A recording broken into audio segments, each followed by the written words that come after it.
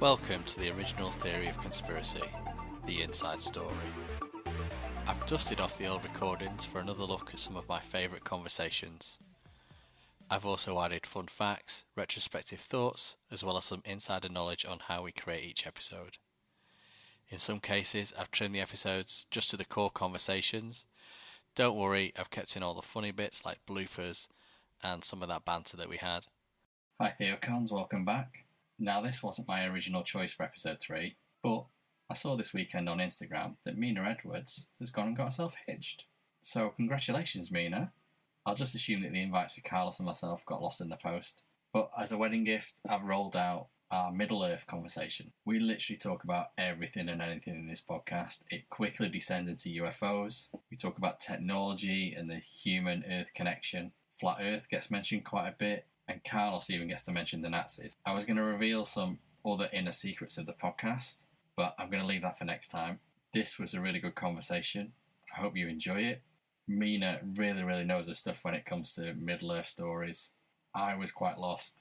Carlos obviously holds up his own. So, without further ado...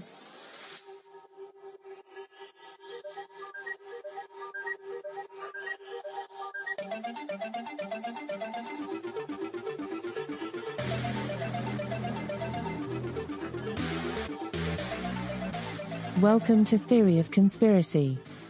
A couple of northern lads from the UK discuss plots, cover-ups, and the unexplainable.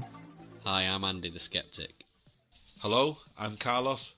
I believe. If you would like to support the podcast, please talk about this with your friends or give us a review on iTunes. I don't think you guys can hear each other. I think he's done it purposely so I can't hear him. That's why I got her on the podcast. She's like, she thinks like me. That's why I like her. I am in trouble today then. Carlos, I was hoping you were going to calm down on the swear words with having a lady on the podcast. True, that's true. Mina swears more than me, I think. I've been in many rooms with Mina. She's like what's that? Joan Rivers. She's like Joan Rivers. That's what she's like. I was thinking of Dexter's sister. It's Deb. Yeah, Deb. Yeah, Deborah Morgan. Yeah.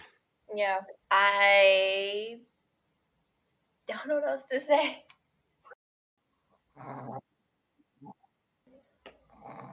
Mina, by the way, have you got a snoring dog? I do. I'm gonna leave that in the podcast because she makes pig-like noises. It's really weird. I'm gonna leave that in the podcast just in case any of them come through in the edit. I'll take 60 million. I'll shut up. Where do I sign? I think people would be like, "Wow, that's insane," and then they would have to go back to work. And then the people who are considering have a lot of work to do. A lot. I've just had my second jab as well. Oh yeah. So not long left before you start passing away. You guys are just opposites. We are totally polar opposites. I think he was talking about me there. The humour, the intel, the knowledge. He's clearly talking about me. Has to be talking about me. So is the emotion me when you make me cry then? Yeah, when you're emotional, go, no, Carlos, I don't believe in flat Earth. I don't believe in aliens and stuff like that. So. Listen up. This is the main bit. Today is the 6th of July 2021 and we'd like to welcome our special guest for this episode. Some people say she can see dead people and that her favourite comfort food is horror movies. But before we reveal who our guest is, we need to get her tinfoil hat rating. So I've got 3 questions with yes or no answers. Was 9/11 an inside job? Yes. Did we land on the moon? I don't know. Okay. Do you believe aliens in spaceships have visited the Earth? Yes. Okay, I'm going to give you a score of 7.5 out of 10. That's why I got her on the podcast. She's like, she thinks like me. That's why I like her. I am in trouble today then. Okay, with a score of 7.5, and bearing in mind that according to recent stats, this podcast gets literally more than 6 listeners a week. Do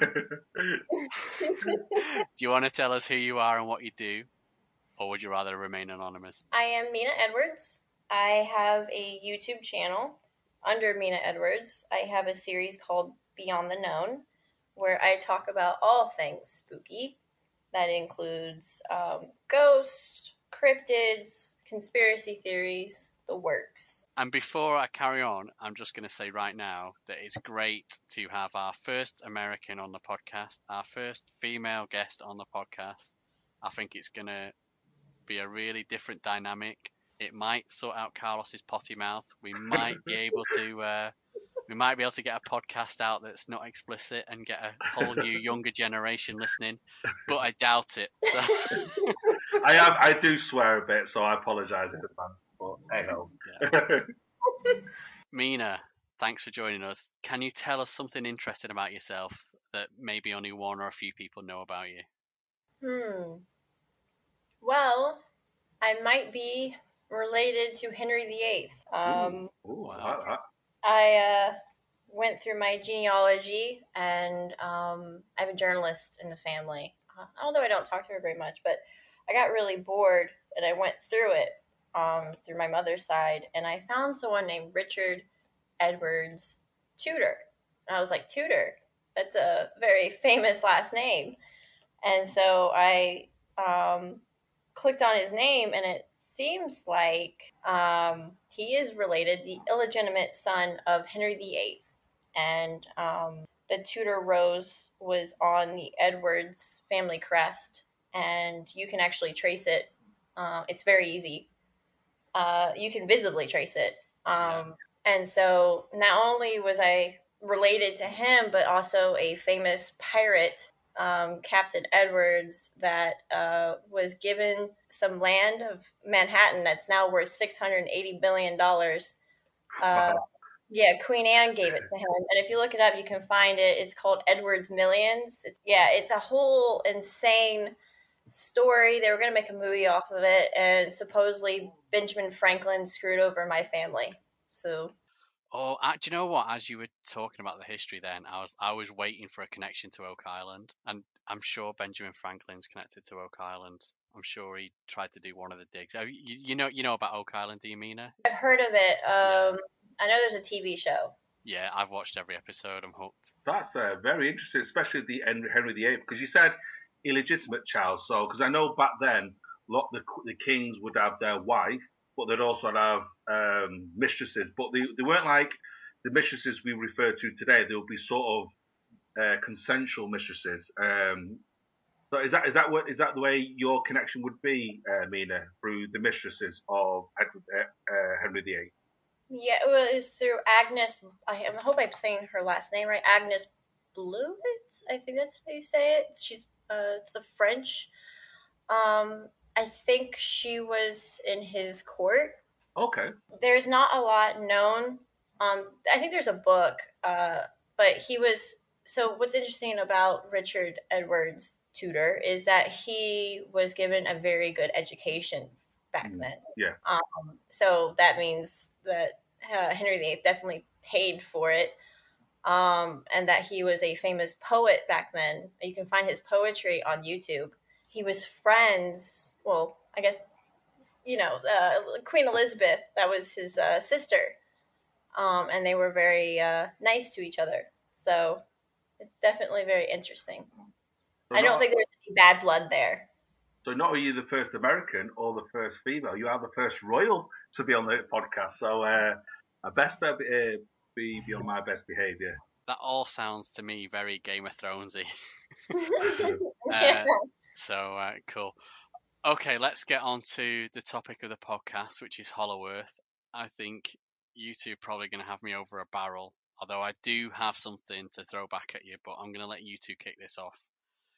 So we're talking like Godzilla, Kong level conspiracy theories. Monsterverse, they called it, didn't they? Go on, take it away, guys. So obviously, Mina, because obviously when I spoke to you, because you said it's one of the subjects you find quite interesting because you had some kind of, I won't say family links, but family name links to a certain person. I'll let you go into that. But what's your interpretation, or what do you think Hollow Earth is, or what do you basically what do you think it is? Well, speaking of the Godzilla versus Kong, I think it was pretty damaging to the theory as a whole. Kind of made it goofy. Yeah, But I also think that when I think of Hollow Earth, I think less of like a hollowed out pumpkin and more of like a honeycomb.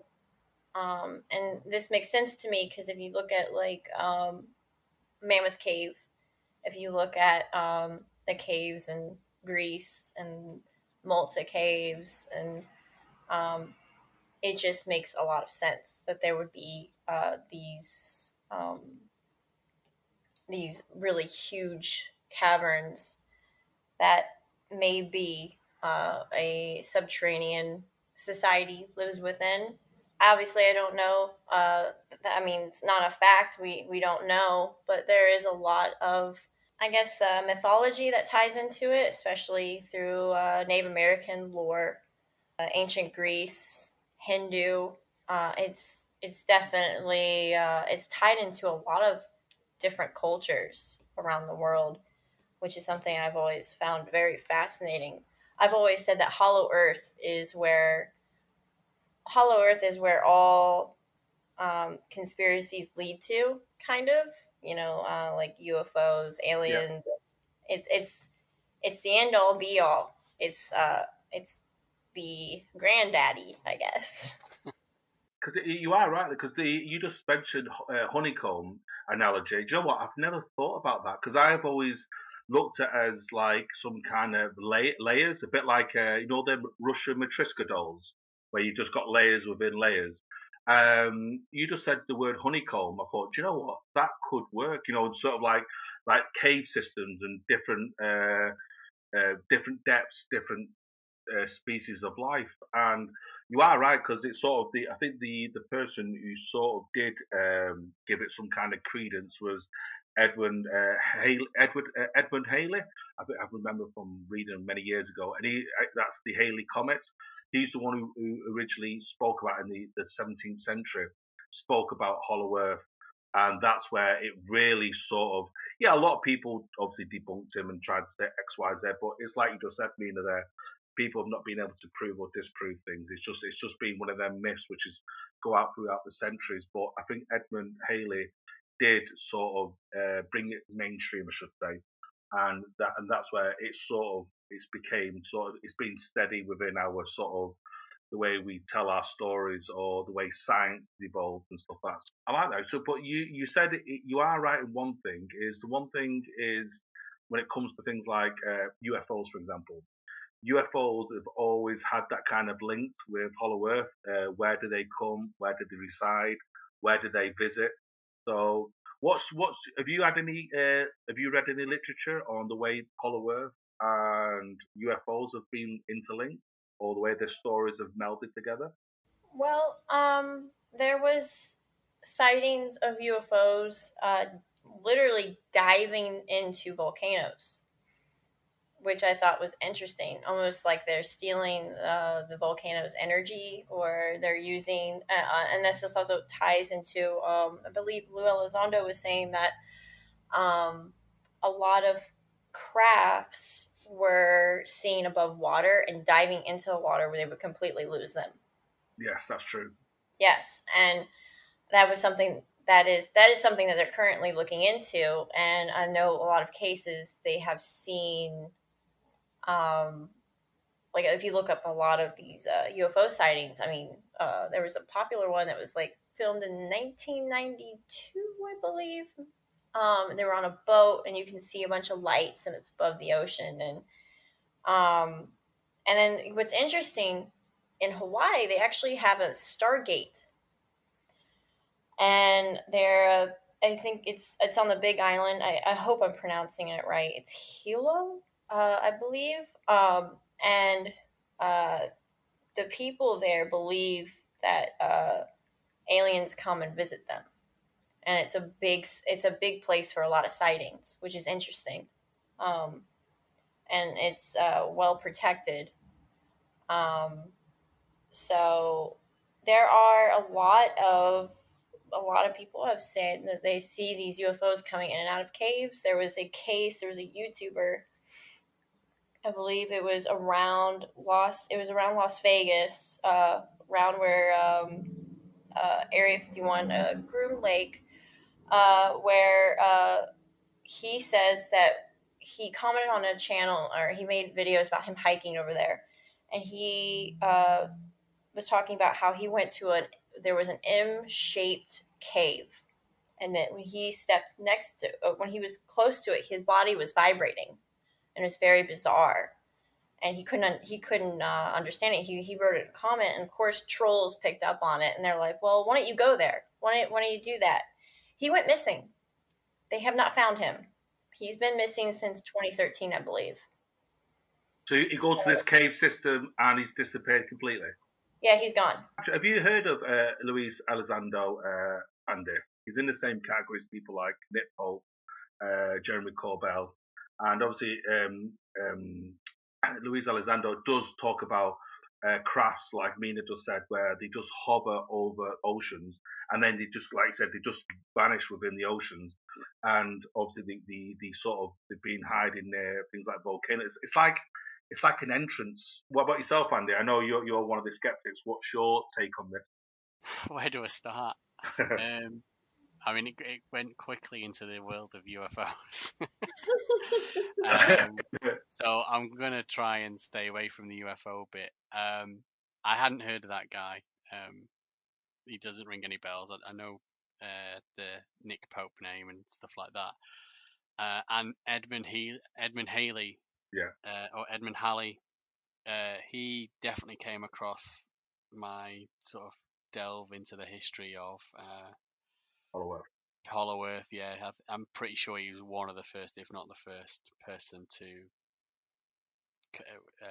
document it or come up with it or something like that. But there was a lot of other people around the 1700s, all quite close together, that also came up with similar theories. Going back on the, I mean, it's definitely linked to the Secret Underground Bases episode that we did. Yes.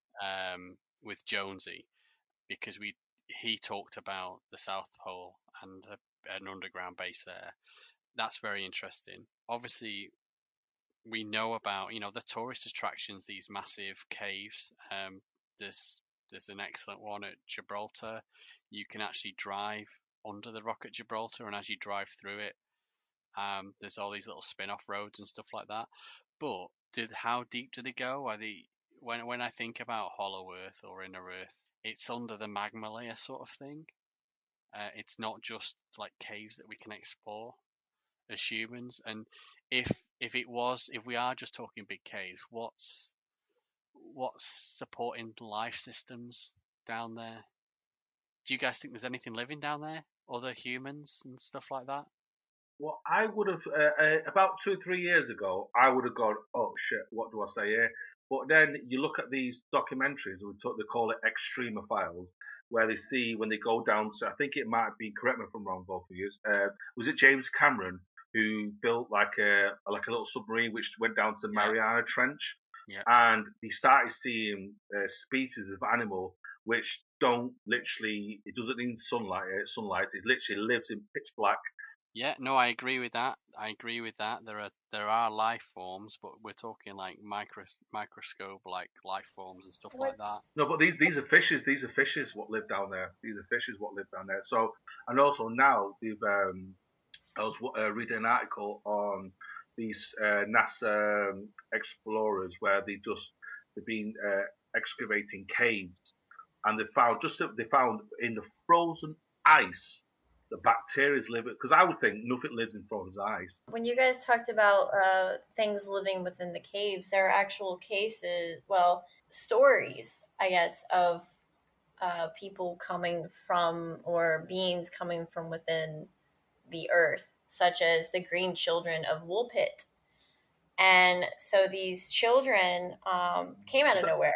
Was that an English story, an old English story? That yeah, it's from the 12th century, and they had a green hue to their skin, and they didn't speak English, and they were very confused. They're like, "Well, I was here, and now or I was there, and now I'm here." And so the boy eventually died, and the girl lived on, and she actually lost the hue to her skin. But they said they came from a subterranean world, and that's not the only case. Another case was the moon-eyed people from America, and they actually they couldn't see very well, and they came from the caves. And this was in Georgia, and the Cherokee Indians actually chased them off, and they never came back. And this greatly ties into the whole missing 401 phenomena as well. A lot of people don't really connect Hollow Earth to that, but Hollow Earth, the way you would enter it is through a cave. Obviously, it seems like a lot of people, when they go missing, it's near caves. And the missing people, if you look, there's like a map. I'm not sure how accurate this is, but there is a map of missing people that correlates with the cave system. They line up almost exactly. You can find that on Google, I think. There was the ant people from the Hopi Indians, where people from inner, I guess, cave systems or inner Earth would come out, and they had a relationship with the Native Americans there. So there are a lot of cases where things come out of the caves, people see it. This might also tie into the whole Bigfoot phenomena. Maybe we're just not looking in the right places. We're looking on the surface. We haven't really delved into the cave system. I mean, there's a whole section of the earth that we can't get to. So it's very interesting how many things really tie into the cave system. Like the Aztecs is another one. They disappeared, and the theory is they disappeared underground, and they also went above. As above, so below, kind of ordeal. There is the Sri Lanka. I don't know if you guys are familiar with the Sri Lanka Stargate. I started looking into it, and I noticed something. It looks like a map, and if you look into it, they're actually using alchemy symbols on this map, and a lot of people say it's a Stargate, but I believe, and I'm not sure, I'm not 100% on it, that it's a cave system where they show tunnels in the map, and you can if you turn it in such a way, it actually shows the entrances to the North and the South Pole.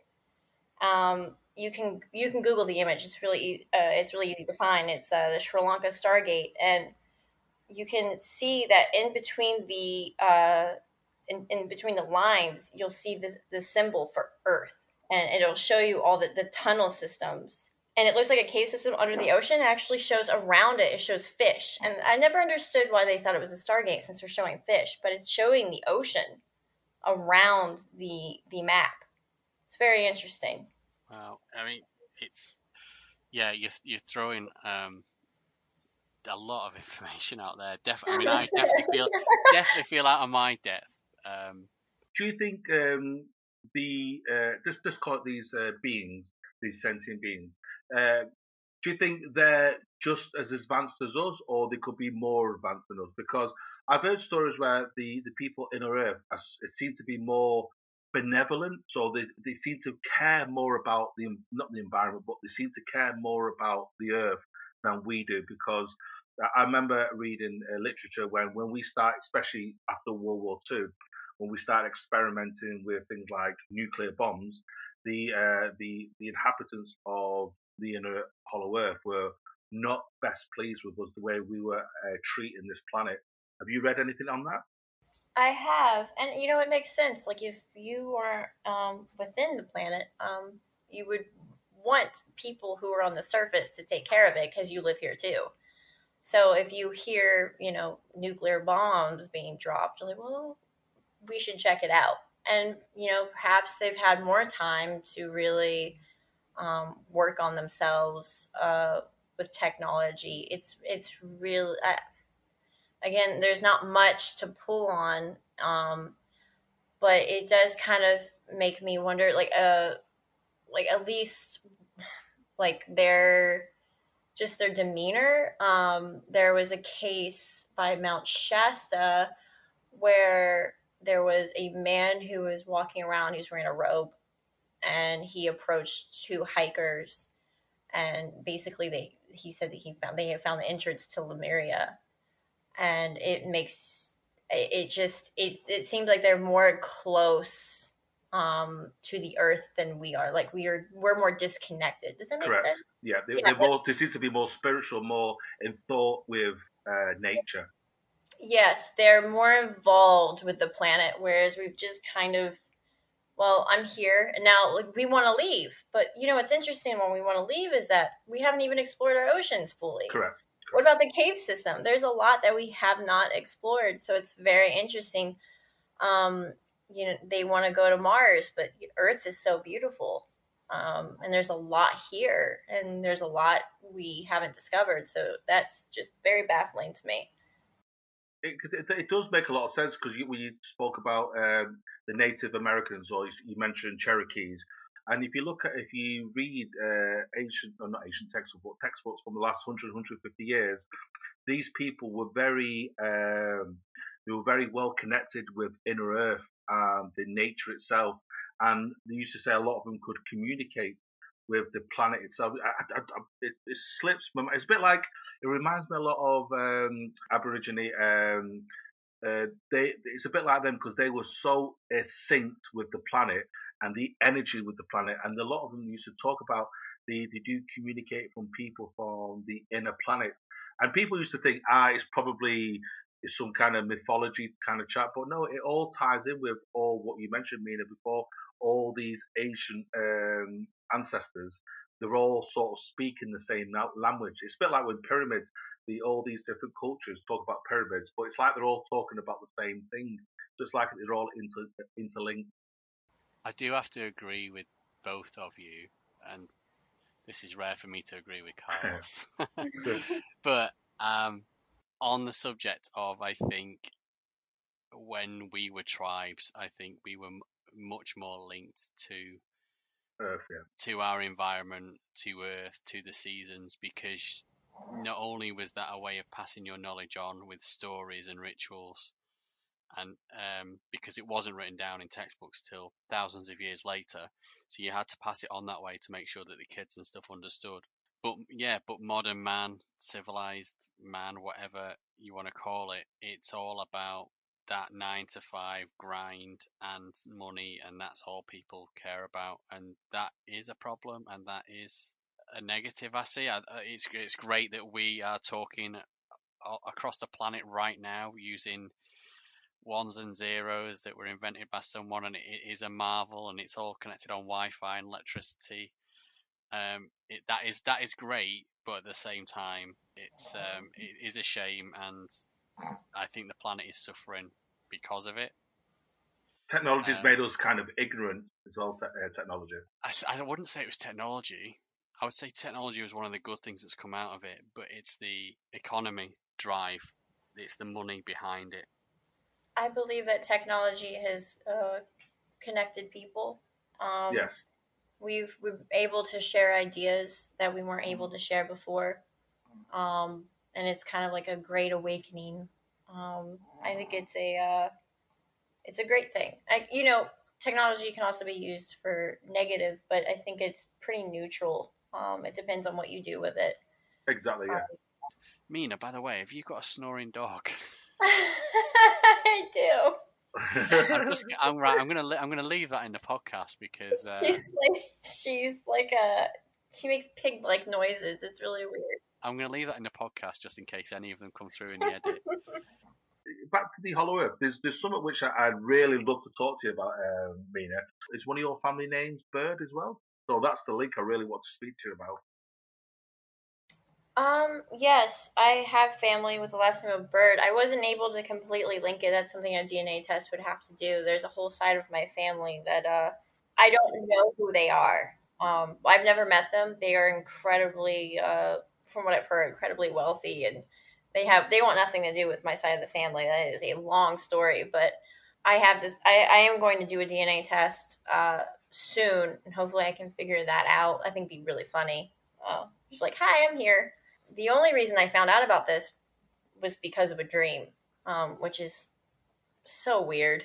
I looked into it like the day after. I look up, well, there is something on the North Pole, and um, to give you backstory, this might seem crazy. It is one of the most pivotal moments in my life, and I am still trying to figure everything out. But I had a dream that was very strange when I had just turned 18. It was February of 2010, and the dream was I was standing on something like a transparent floor or surrounded by transparent walls, and I could see clouds just whizzing by. It was very strange. Like, everything was moving very fast around me, and there was a voice that was in my head, and it seemed like it was actually there. Like if you experience a dream, it's kind of like turning on a TV. It's like when they talk, it's not like it's actually there. It's very muffled. It's very strange.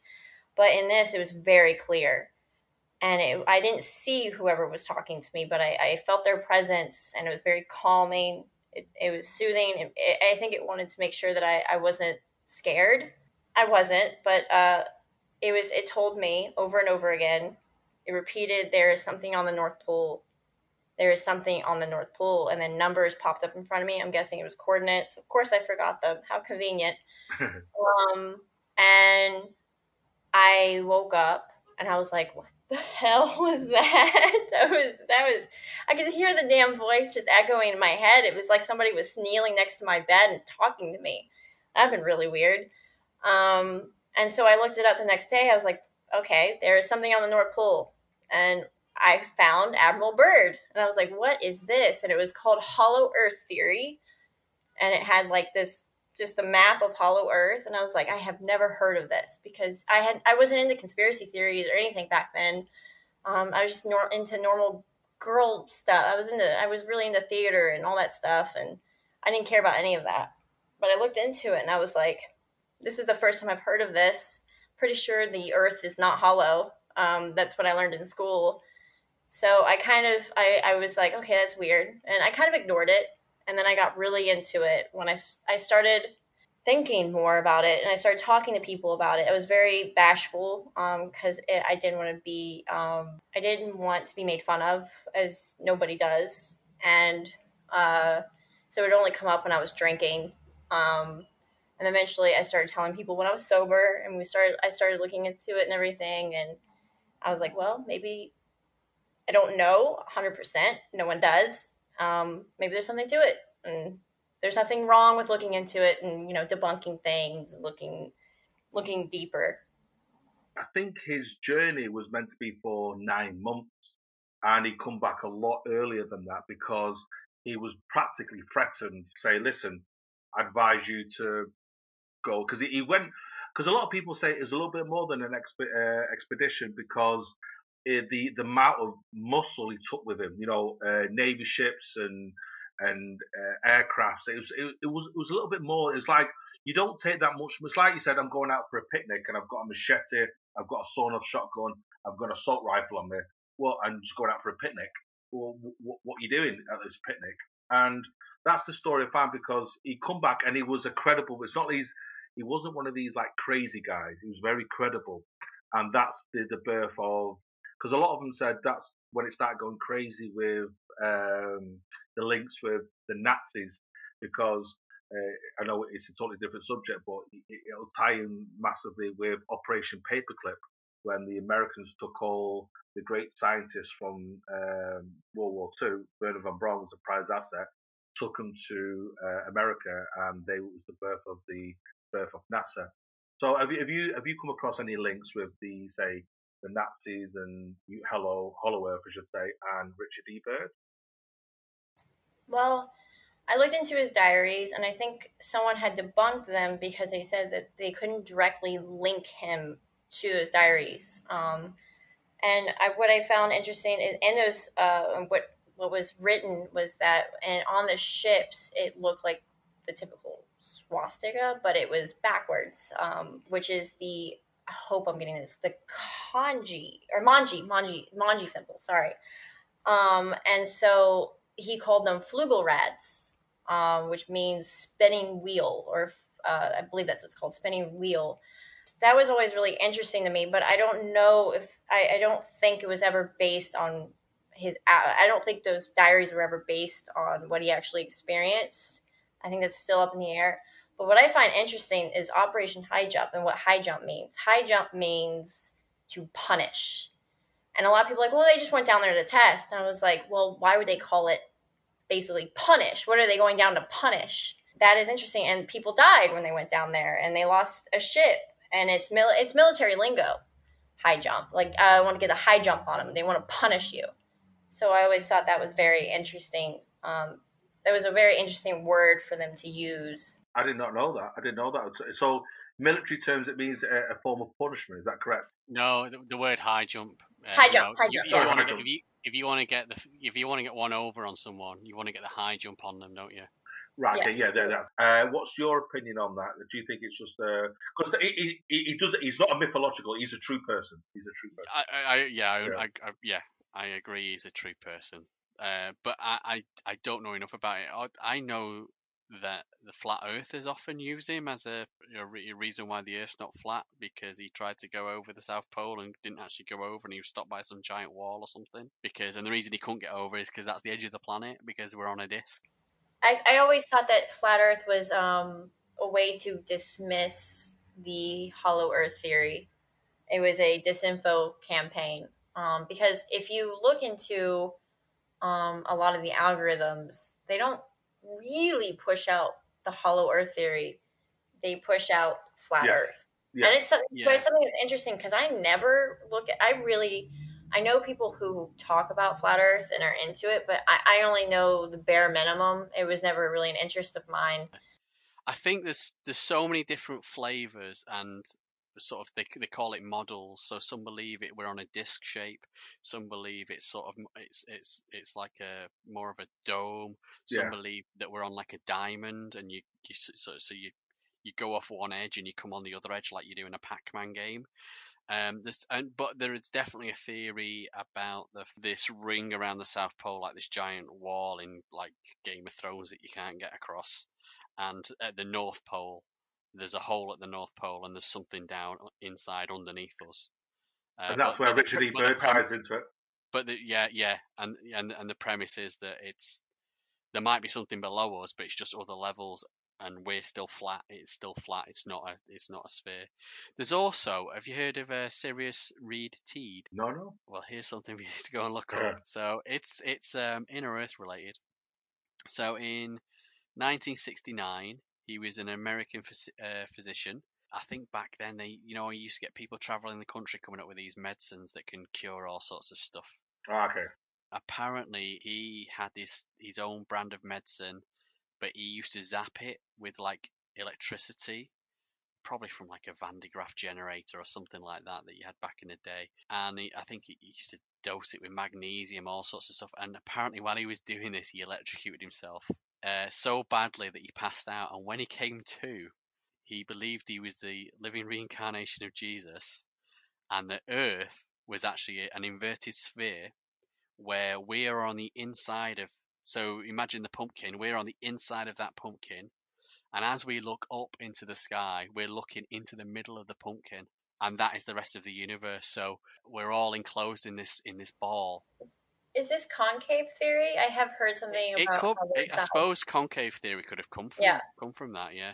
Yeah, that we're actually the people who are inside, and then when we view the night sky, we're viewing it's like the kind of like how you would, like, we're in a cave or something. I don't know how else to explain. I'm not sure you've convinced me that there's life inside the Earth. What I think is interesting is that Isaac Newton was also interested in hollow Earth, and he created the gravity theory. and which is still a theory. It has not completely been proven. But then there's also the seismographs. There's the seismograph shadow zones where there are sections of the Earth that they cannot get to, which is very interesting. I've not seen that, but I'm glad you brought Isaac Newton up because he also came up with an experiment to measure the density of the Earth, the weight of the Earth. Have you heard of the? I think it's Schiehallion. It's a Scottish name. It's named after a Scottish mountain. The Schiehallion experiment. No, I've not heard of that. What's that? Is that an Isaac Newton test, is it? Science. Ooh, science a bit. Well, Isaac Newton came up with it. He thought that the effect wouldn't be big enough to measure. So basically, I'll tell you what the experiment is, and I'll tell you about the Schiehallion experiment. So, what you do is if you just get a pendulum now, piece of string with a weight at the bottom. If you get a pendulum, builders building brick walls use them all the time to make sure the walls are straight. If you get a pendulum, it'll hang straight towards the center of the Earth because that's where the gravitational field is the strongest. But if you go and do that and you're next to a mountain, so you've got a big mountain on one side of you, the string will hang slightly towards the mountain as well as straight down. But the weight of the mountain should pull it slightly towards the mountain. If you do that on both sides of the mountain at the same time, and then measure that string going up to the sky, and measure it off the angle of a star, you can see whether those two pieces of string are going straight up in parallel with each other, or whether they're deflecting. And if they're deflecting and pulling towards the mountain, based on the angle, you can then work out the weight of that mountain. So obviously mountains are quite irregular. Yeah. So there's a massive survey done in the 18th century to find like the perfect mountain to do. It needed to be like as spherical as possible. So the Schiehallion mountain, which is in the Highlands, they found this mountain. They thought, right, this is the great shape. This is the perfect shape for it. And I believe it was 1774 when they first did it, and they measured it, and lo and behold, there was this slight degree of angle difference, and they did the maths and they worked out the weight of the mountain. Based on that, you could then go to any 2 points on Earth and do the same experiment, line it up with the same star at the same time, and that degrees of pendulum would give you the average density of the Earth. And they did that calculation. They went, okay, well, if we know it's this dense, then there's not enough room for the Earth to be hollow. So they also repeated this experiment in the Cavendish experiment. I'm not sure if that was named after a person or whether it was named after another mountain. In 1798, John Playfair did it again on Schiehallion in 1811. King Arthur's Seat, which is a famous rocky I'm not sure if it's a mountain because it's not high enough, but it's a rocky outcrop in Edinburgh. And St. Arthur's Seat, what that was is there was a volcano, and as the lava's come up, the lava's hardened, and then over millions of years, the soft rock of the volcano has eroded away, and it's left the hardened solid magma in the middle. So you get this very circular, very flat topped sort of rock. So they repeated that one. That was in 1856. Say tomorrow we did discover the Earth was hollow, or there was an inner Earth within an Earth. What would that mean, and what would it change to you in science? Do you think people go, well, fuck it, it doesn't mean anything, carry on a normal life? Or do you think we'd have to completely rip up the history books and start all over again, and maybe things will come into question? I think people would be like, wow, that's insane. And then they would have to go back to work. And then the people who are considering have a lot of work to do. A lot. They would be like, oh, God, no, I don't want to do this. Can't we just go back to the old ways? I agree with Mina. I don't think you'd have to rip history books up, but there might be certain circumstances where they go, oh, so what really happened here and what really happened there, and let's recreate some of Richard E. Byrd's experiment and prove that we can fly over the South Pole. And Mina, we'd both like to thank you for coming on the podcast. Is there anything you would like to plug? Where can our listeners find out more about you if they wanted to? Oh, okay. So my Instagram is Spooky Mina. spooky_Mina. My YouTube is Mina Edwards. It's really easy to find. It'll be the first thing that pops up.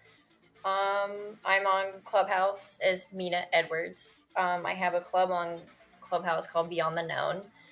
I have a TikTok, Spooky Mina. It's the same username. Yeah, that's about it. Wow, you seem to hang out everywhere Carlos hangs out then. That's how me and Mina became acquainted, got talking to each other on Clubhouse. We were always in the same UFO rooms. No, I've really enjoyed this, but thank you once again, Mina, for our transatlantic friendship across the pond on this podcast. I've enjoyed it. I've really enjoyed this podcast. Hollow Earth is something I love talking about. Obviously, I can go on and on and on and on and on about it.